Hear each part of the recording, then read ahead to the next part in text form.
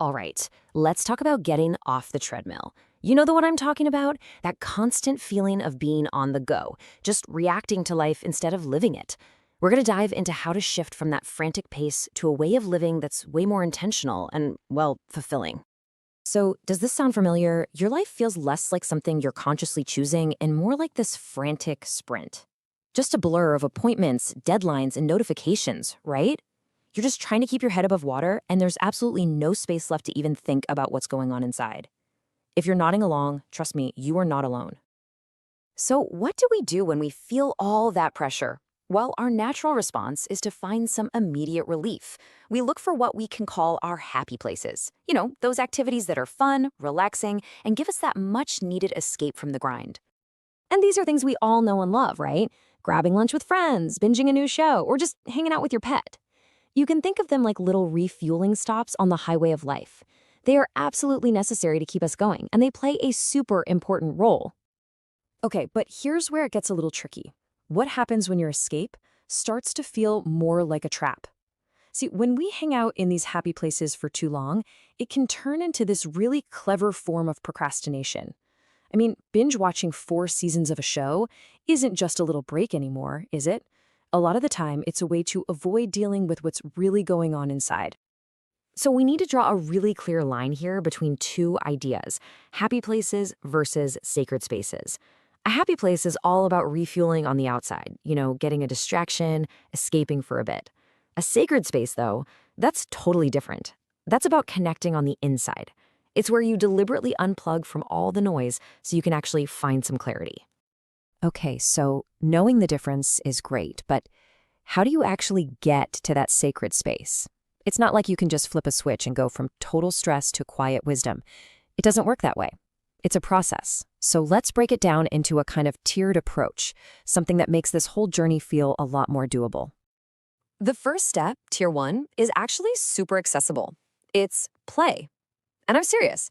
The science is pretty clear that for adults, little intentional moments of play are a huge tool for our well-being. And we're not talking about competitive sports or anything with a goal. This is about pure, simple enjoyment, just for the sake of it. And this doesn't have to be a big time commitment. We're talking 5, maybe 15 minutes a day. It could be doing the daily Wordle, just doodling while your coffee brews, or even, and I love this one, hopping on a swing at a playground. These little things actually lower your stress hormones and build up your emotional resilience. Think about it. When you mess up a puzzle, you're practicing how to deal with low-stakes disappointment. That's a skill you can use everywhere. All right, so once you've got the hang of those quick little play breaks, you might be ready for something a bit deeper. Tier 2 is all about building a bridge to stillness.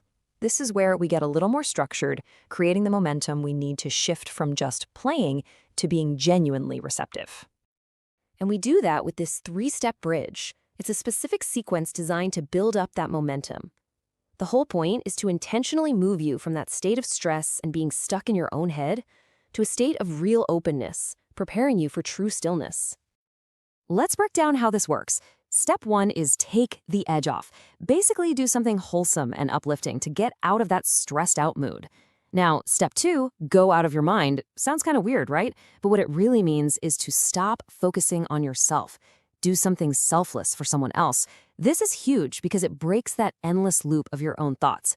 And once you've done that, you've built the momentum for step 3, to finally reach for your sacred space.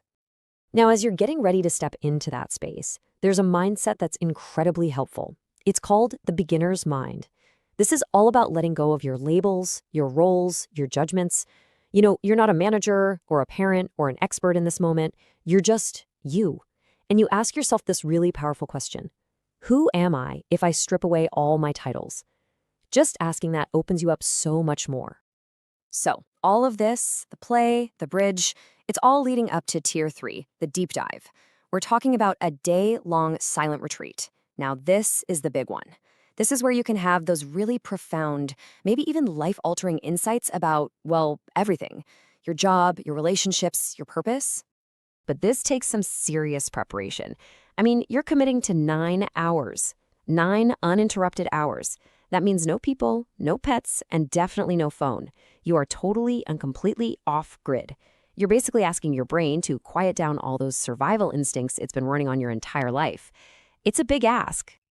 And trust me, your mind is going to fight back. It's going to get bored, it's going to crave distraction.